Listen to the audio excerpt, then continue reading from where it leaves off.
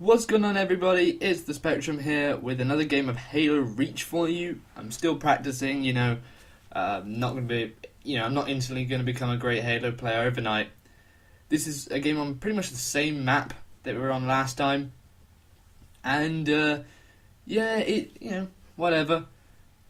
It's we actually end up losing. As much as I do, I hate posting games where I lose. But I wanted to show kind of like an average game. Whatever. I'm not going to say that I'm amazing at Halo. I'm actually pretty terrible. So, whatever. Just a quick question. Last game of Halo, I fiddled around with the color settings. And in this game, I haven't. So, could you let me know which one looks better? And that will give me some kind of preference on what I have to do in the future to make my gameplay look a lot better for you guys. So anyway, what I wanted to talk about this video was, there's certain things. First off, I have a new microphone. This is what I'm using to record this commentary, so that's probably why it sounds a bit different. Mainly so I can do my Let's Plays now, which I'm actually going to go and start in a minute. Get some stuff done out of the way before I start doing my essay for university. But what I wanted to talk about was kind of professional gaming. It's something that's been kind of sitting in the back of my mind for a long time now. The whole MLG circuit, different games, looking at the way Call of Duty's played on the pro circuit, look at the way that, all these games are played in the pro style, and it really interests me. It intrigues me. I want to go and follow the MLG circuits to see what's going on. I remember when Black Ops was the current Call of Duty, and I was watching all the MLG circuits, and they released the competitive playlist.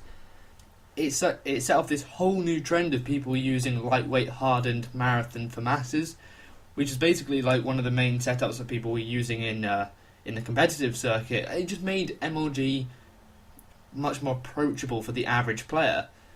Now, why I'm kind of mentioning this is that all the kind of YouTube stars, I call them, most of them, not many of them post, MLG styled content. A lot of them do games battles, but they're a bit different. They're not always the same kind of scrimmaging. And Call of Duty MLG, it's pretty much the same thing, but there's no kill streaks, so there's no need for things like Ghost or Assassin, or Blind Eye, so all of that's kind of taken out the picture.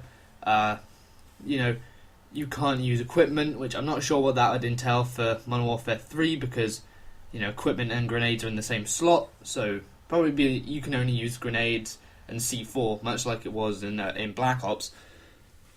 But things like Halo and stuff, I'd love to see more channels pop up to deal with, Halo, MLG. There probably are, I just haven't found them. I like to see some Call of Duty MLG, stuff like that. Reason I don't think it's up as much is that the average player who needs help with his COD doesn't want to go into MLG. They just don't.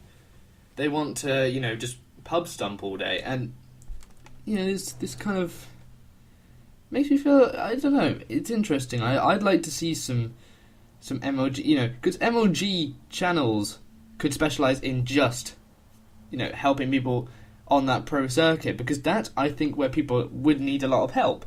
Now, there's a great commentator for Gears of War 3 called Arctic, who, I'll post the link to his channel down below.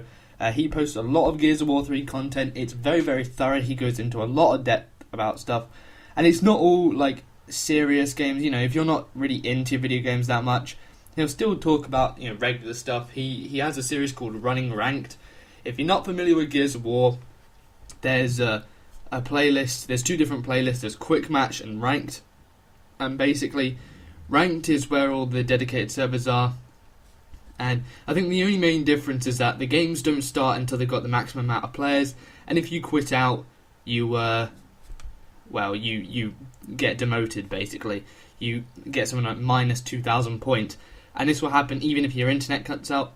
but mainly he has a series based around that. Sometimes it's really in-depth stuff about I don't know how to deal with certain weapons, how to use certain weapons. He did a great video on how to deal with the sword off, which a lot of people complain about in Gears.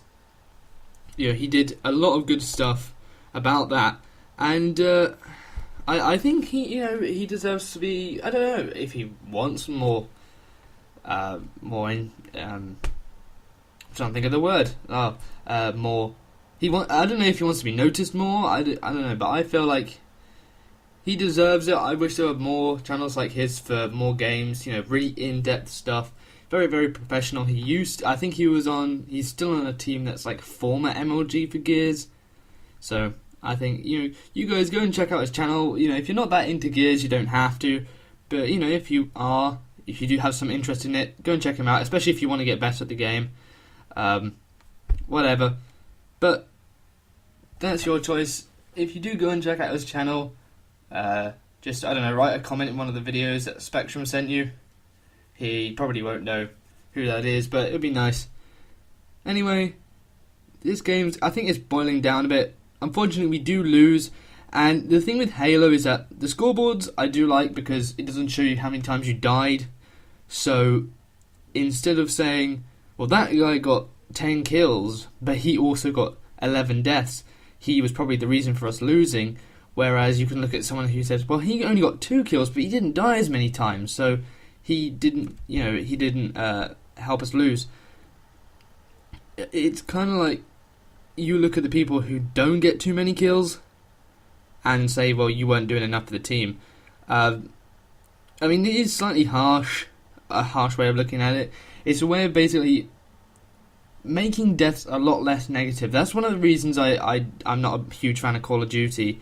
It's very hard to ignore your deaths.